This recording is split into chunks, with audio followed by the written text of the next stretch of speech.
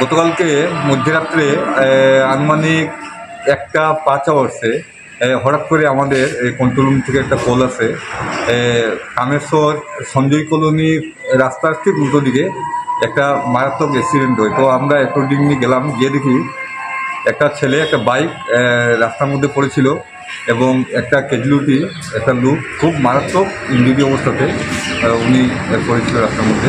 তো ওখানে বিএস স্টাফও ছিলেন, আমাদের থানার ম্যাডাম ছিলেন ওখানে।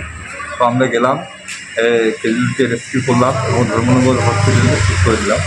তো এখানে দেখলাম একটা লরি যার নাম্বার NL 01L9382 নাম্বারের লরি একটা স্ট্যান্ডিং পজিশনে রাস্তার বাম দিকে দাঁড়িয়েছিল।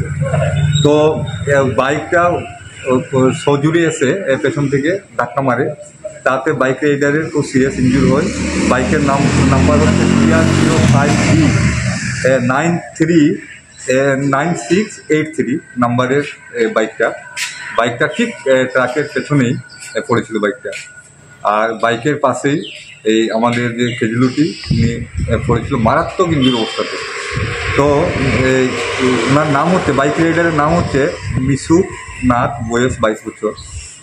এটাও আজকে সকালে জানতে পারলাম পিএস থেকে, নামটা জানতে পেরেছি।